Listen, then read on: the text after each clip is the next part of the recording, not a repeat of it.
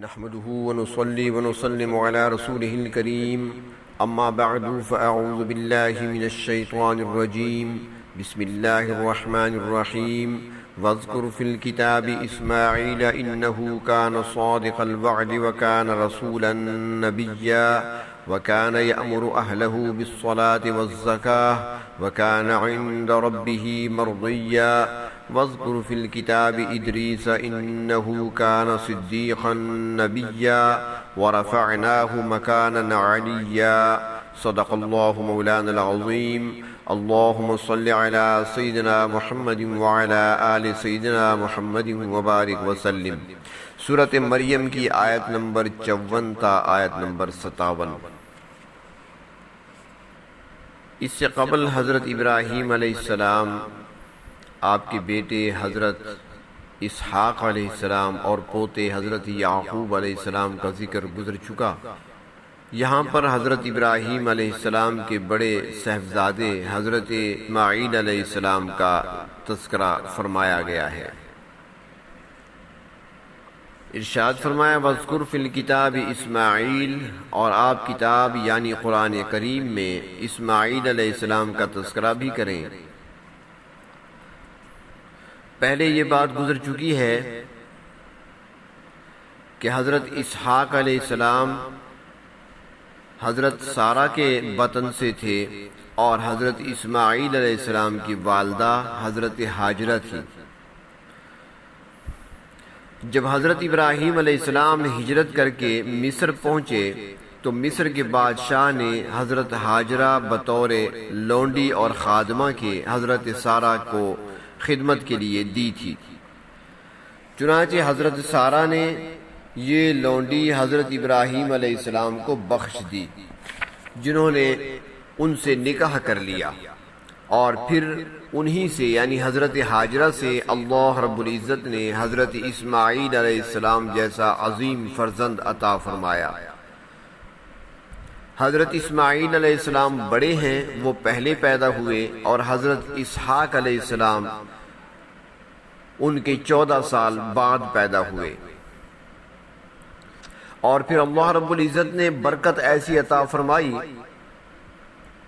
کہ حضرت اسماعیل علیہ السلام سے اتنی کثیر تعداد میں اولاد پیدا ہوئی کہ پورا عرب و عجم ان سے بھر گیا۔ عرب کے لوگ حضرت اسماعیل علیہ السلام کی اولاد ہونے پر فخر کرتے تھے، تو اللہ رب العزت نے اسماعیل علیہ السلام کا تذکرہ کر کے مشرکین عرب کو تنبیہ فرمائی کہ دیکھو، تمہارے آباء و اجداد حضرت ابراہیم علیہ السلام، حضرت اسماعیل علیہ السلام، یہ تو اللہ تعالیٰ کی توحید کی دعوت دیتے تھے اور اسی پر کاربند تھے، اور ایک طرف تم ہو کہ شرک کی غلاظتوں میں ڈوبے ہوئے ہو اور مکمل طور پر شرک میں مبتلا ہو چکے ہو۔ ساتھ ہی اللہ رب العزت نے حضرت اسماعیل علیہ السلام کی صفت بیان فرمائی کہ انہو کان صادق الوعد، بے شک آپ بڑے سچے وعدے والے تھے، وکان رسولا نبیا، اور آپ اللہ کے رسول اور نبی تھے۔ انبیاء علیہ السلام سارے کے سارے وعدے کے سچے ہوتے ہیں، مگر یہ صفت اہل ایمان کے اندر بھی پائی جانی چاہیے۔ حدیث شریف میں آتا ہے، نبی اکرم صلی اللہ علیہ وسلم کا فرمان مبارک ہے کہ وعدہ ایک قرض ہوتا ہے جس کا چکانا ضروری ہے، اور وعدہ کر کے خلاف ورزی کرنا فرمایا گیا کہ یہ منافق کی نشانی ہے۔ حدیث شریف میں منافق کی جو نشانیاں بتائی گئی ہیں ان میں سے ایک نشانی یہ بھی بیان کی گئی، اذا وعد اخلف، جب وہ وعدہ کرتا ہے تو اس کی خلاف ورزی کرتا ہے۔ تفسیری روایات میں آتا ہے کہ ایک مرتبہ ایک شخص نے حضرت اسماعیل علیہ السلام سے کسی مقام پر ملنے کا وعدہ کیا کہ وہاں پر ملاقات ہوگی۔ چنانچہ حضرت اسماعیل علیہ السلام مقررہ وقت پر وہاں پہنچ گئے، مگر وہ شخص نہ آیا۔ اس کے بعد مختلف روایات ہیں۔ ایک روایت میں آتا ہے کہ حضرت اسماعیل علیہ السلام 3 دن تک وہاں انتظار کرتے رہے۔ ایک روایت میں ہے کہ 1 ماہ تک انتظار کرتے رہے، اور یہ بھی آتا ہے کہ سال بھر حضرت اسماعیل علیہ السلام کو انتظار کرنا پڑا۔ اپنی لازمی ضروریات کے لیے تشریف لے جاتے، جلدی سے ضروریات کو نمٹا کر پھر واپس آ کر اسی جگہ انتظار کرتے۔ اس طرح سال بھر انتظار کرتے رہے۔ پابندی عہد کی یہ ایک عمدہ مثال ہے، اور ایسی مثال شاید تاریخ میں اور نہ مل سکے۔ حدیث شریف میں آتا ہے، ابو داؤد شریف کی روایت ہے کہ قبل از نبوت حضور اکرم صلی اللہ علیہ وسلم کی لین دین کے معاملہ میں عبداللہ نامی ایک شخص سے بات چیت ہو گئی، تو اس شخص نے کہا، یعنی عبداللہ نے کہا آپ صلی اللہ علیہ وسلم سے کہ آپ یہیں پر ٹھہریں، میں ابھی فلاں چیز لے کر آتا ہوں۔ اتفاق ایسا ہوا کہ وہ شخص چیز لینے کے لیے گیا اور پھر وہ اپنا وعدہ بھول گیا، کسی اور کام میں مشغول ہو گیا۔ 3 دن کے بعد اسے وعدہ یاد آیا، تو وہاں جب پہنچا تو حضور اکرم صلی اللہ علیہ وسلم کو اپنا منتظر پایا، اور آپ صلی اللہ علیہ وسلم نے فرمایا، اے نوجوان، تو نے ہمیں مشقت میں ڈال دیا، 3 دن تک مجھے تیرا انتظار کرنا پڑا۔ اور اسی طرح حضرت اسماعیل علیہ السلام بھی وعدے میں بڑے پکے اور سچے تھے۔ وعدہ اللہ سے کیا ہو یا مخلوق سے، اس کا پورا کرنا ضروری ہے،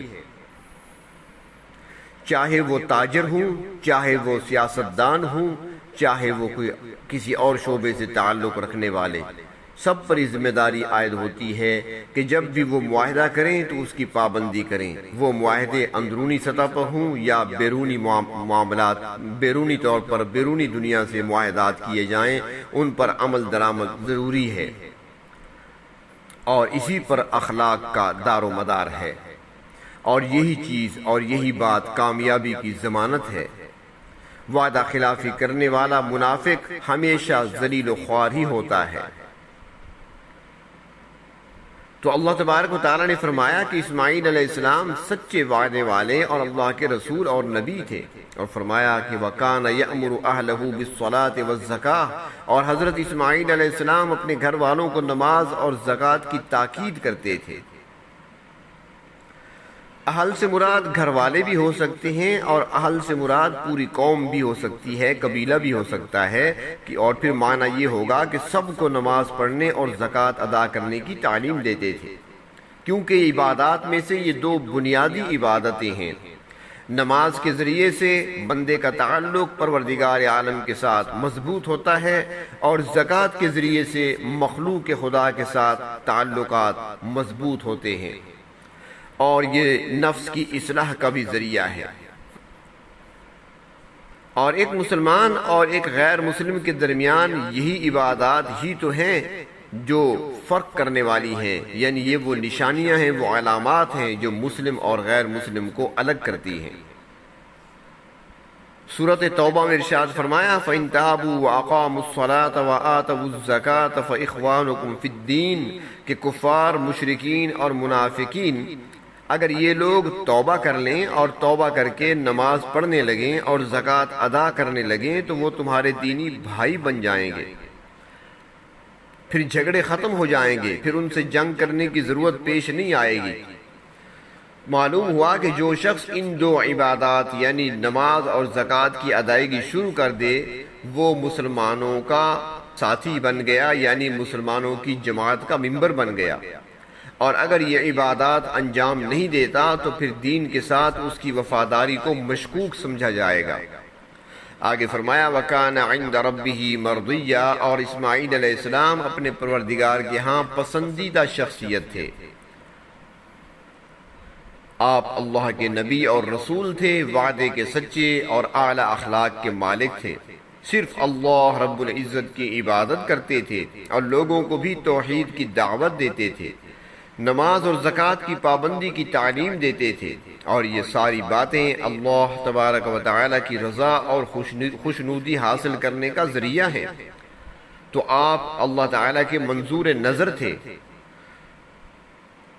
تو عرب کے مشرکین کو بھی بتایا جا رہا ہے کہ ان کو بھی چاہیے کہ انہی کا طریقہ اختیار کریں جن کی وہ اولاد ہیں، کفر و شرک کو ترک کر کے اللہ تعالیٰ کی وحدانیت کو اپنا لیں، یہ کتنی ہی عجیب بات ہے کہ اپنی نسبت تو ان پاک ہستیوں کی طرف کرتے ہیں جو اللہ رب العزت کے برگزیدہ بندے تھے، حضرت اسماعیل اور حضرت ابراہیم علیہ السلام، مگر ان کے طریقے کے بالکل خلاف چلتے ہیں، بالکل الٹ چلتے ہیں۔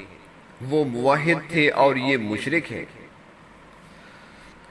پھر اللہ رب العزت نے حضرت ادریس علیہ السلام کا تذکرہ فرمایا، ارشاد ہوا وَاذْكُرْ فِي الْكِتَابِ ادریس، اور آپ کتاب یعنی قرآن کریم میں ادریس علیہ السلام کا ذکر کریں۔ حضرت ادریس علیہ السلام اللہ تبارک و تعالیٰ کے قابل احترام و برگزیدہ نبی تھے۔ ان کا ذکر قرآن مجید میں 2 مرتبہ آیا ہے، ایک اس آیت میں اور دوسرا سورہ انبیاء میں۔ حضرت ادریس علیہ السلام اللہ کے نبی تھے اور ان پر کئی صحیفے بھی نازل ہوئے۔ حضرت ادریس علیہ السلام وہ ہستی ہیں جنہوں نے بنی نوع انسان کی سہولت کے لیے کئی چیزیں ایجاد کی۔ سب سے پہلے قلم کے ساتھ لکھنا انہوں نے شروع کیا، کپڑے سینے کی سوئی اور جنگی اوزار انہی کی ایجاد ہیں۔ انہوں نے ترازو بھی بنایا، فلکیات اور ریاضی کا علم، اور کفار کے ساتھ قتال کی ابتدا بھی انہوں نے ہی فرمائی تھی۔ اور مفسرین اکرام فرماتے ہیں اس کے علاوہ انہوں نے کم و بیش 200 شہر آباد کیے تھے۔ تو ارشاد فرمایا انہو کان صدیقا نبیا، بے شک وہ صدیق اور نبی تھے۔ وَرَفَعْنَاهُ مَكَانًا عَلِيًّا، ہم نے ادریس علیہ السلام کو بڑا بلند مقام عطا فرمایا۔ بعض مفسرین فرماتی ہیں کہ مکانًا علیٰ سے مراد یہ ہے کہ اللہ تعالیٰ نے انہیں زندہ ہی آسمانوں پر اٹھا لیا تھا۔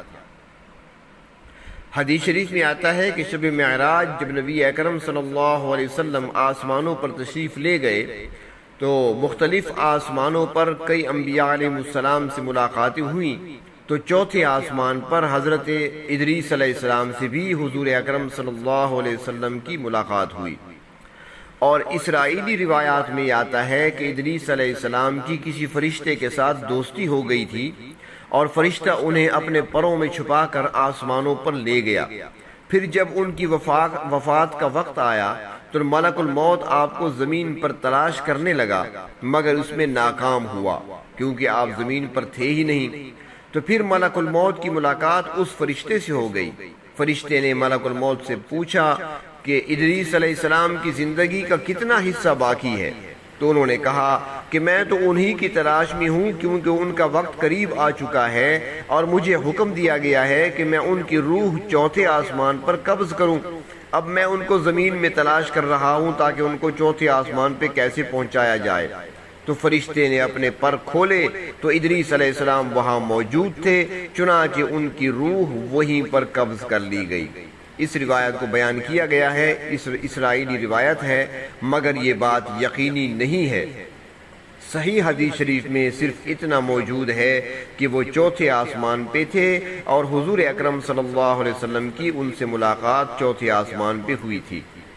مکانً علیٰ سے شرف اور بزرگی بھی مراد ہو سکتی ہے۔ اللہ تبارک و تعالیٰ نے آپ کو نبوت عطا فرمائی، اور نبوت ایک ایسا مقام ہے جو انسانوں میں بلند ترین مرتبہ رکھتا ہے۔ آپ پر صحیفے بھی نازل ہوئے تو گویا آپ عالی مرتبت ہیں۔ اس آیت میں تو حضرت ادریس علیہ السلام کا اجمالی طور پر بیان ہوا ہے، مگر آپ کا مجموعی تذکرہ اور آپ کی تبلیغ اور آپ کا مشن اس کو بعد میں الگ سے بیان فرمایا گیا ہے۔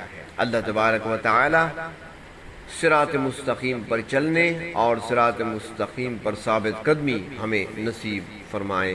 وآخر الدعوانا ان الحمد للہ رب العالمین۔